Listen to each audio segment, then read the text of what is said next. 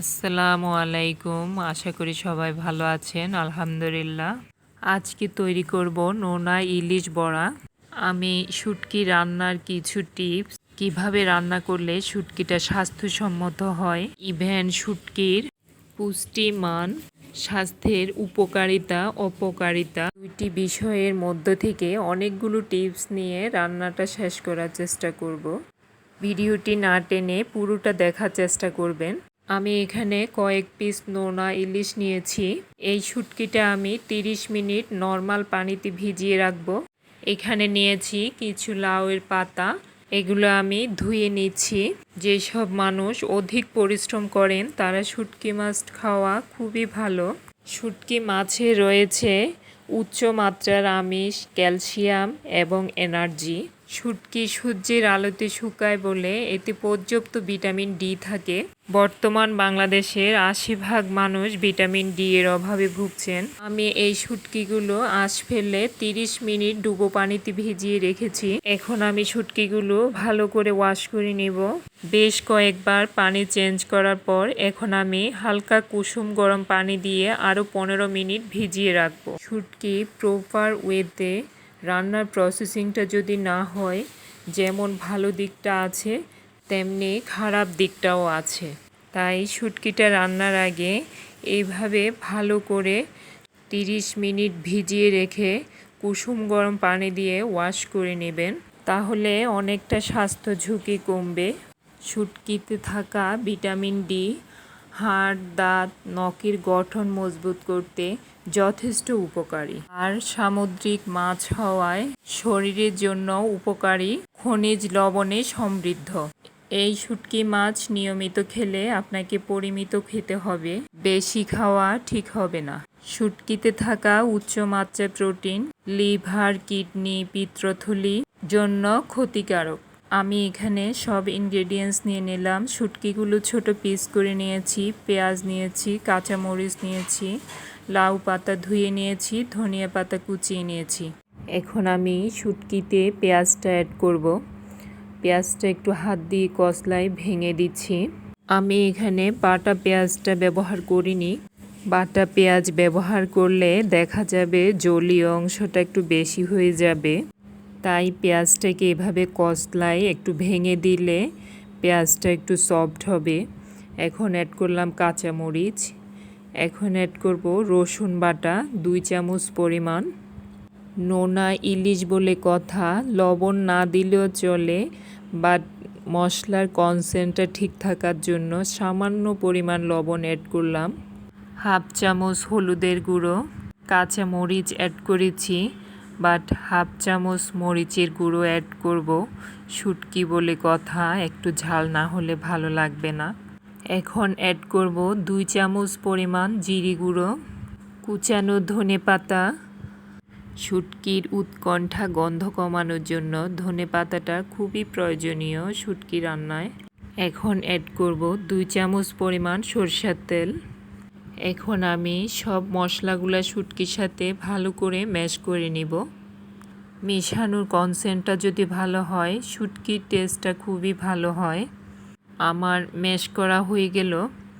এখন আমি লাউয়ের পাতা নিয়েছি, দেখুন 1 পিস শুটকি নিয়েছি পাতার উপরে, এর উপরে একটু মশলা অ্যাড করলাম। এখন আমি পাতাটাকে পারফেক্টলি শেপ দিয়ে নিব।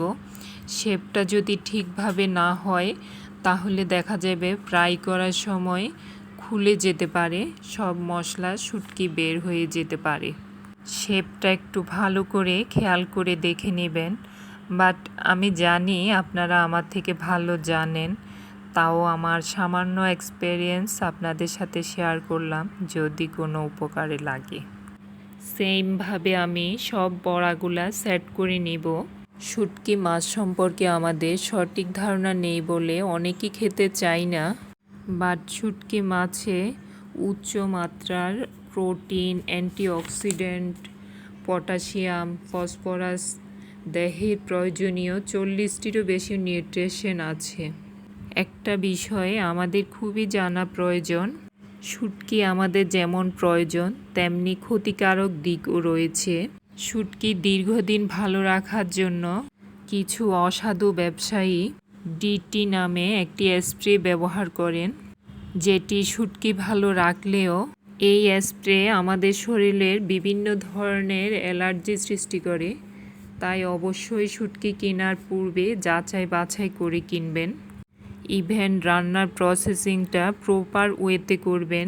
রান্নার পূর্বে 30 মিনিট নর্মাল পানি দিয়ে ভিজিয়ে রাখবেন, কুসুম গরম পানি দিয়ে ধুয়ে নেবেন। বাট প্রোটিনের চাহিদা পূরণের জন্য পরিমিত শুটকি খাওয়া প্রয়োজন। আমার সবগুলো বড়া তৈরি করা হয়ে গেছে। এখন আমি একটা প্যানে ফ্রাই করার জন্য নিয়ে নিচ্ছি। এই শুটকিটা ফ্রাই করতে খুব বেশি তেলের প্রয়োজন হয় না। প্রথম দিকে তেল দিতে হবেই না। যদি হাতে সময় থাকে এভাবে সবগুলো বড়া প্যানে নেওয়ার পরে ঢাকনা দিয়ে 10 থেকে 15 মিনিট ম্যারিনেশনে রেখে দিবেন, তাহলে দেখা যাবে টেস্টটা একটু ভালো হয়। আমি ম্যারিনেশন শেষে 15 মিনিট পর চুলাটা অন করেছি। চুলার ফ্লেমটা একদম লোতে রেখেছি। এই রান্নাটা একটু সময় সাপেক্ষের ব্যাপার। শুটকি বলে কথা, প্রপারলি কুক করতে হবে। 5 মিনিট পর এখন আমি ঢাকনাটা উঠিয়ে দেখব কেমন হয়েছে। এই নোনা ইলিশ খাওয়াটা যেমন অতুলনীয় টেস্ট, তেমন অতুলনীয় ঝামেলা। এখন আমি আবার 5 মিনিটের জন্য ঢাকনাটা দিয়ে দিলাম। 5 মিনিট পর দেখুন বড়াটা কিছুটা সফট হয়ে এসেছে। এখন আমি সামান্য সরিষার তেল দিয়ে দিব ফ্রাইয়ের জন্য। অত বেশি তেল প্রয়োজন হবে না। আপনারা চাইলে সাদা তেল ব্যবহার করতে পারেন, কোনো সমস্যা নেই। তেলটা এভাবে বড়ার চারপাশে ঘুরিয়ে দিয়ে দিবেন, যাতে বড়াগুলা পারফেক্টভাবে ফ্রাই হয়। আমি 10 থেকে 15 মিনিট ঢাকনা দিয়ে ফ্রাই করেছি, বাট এখন রান্নাটাতে আর ঢাকনা দেওয়ার প্রয়োজন হবে না। ঢাকনা ছাড়া নেক্সট ফ্রাইটা করে নিব।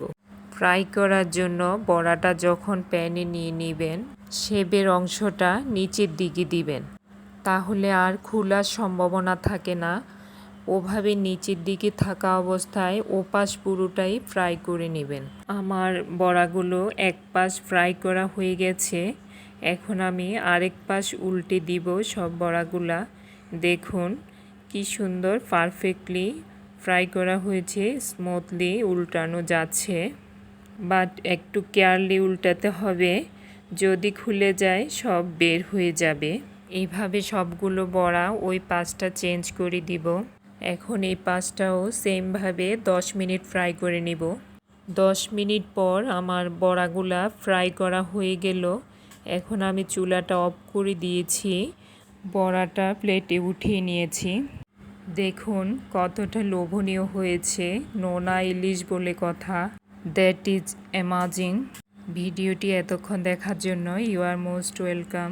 We hope you enjoy the food. Speak to you soon next video. Please subscribe my channel, like and share. Have a nice day. আল্লাহ হাফেজ।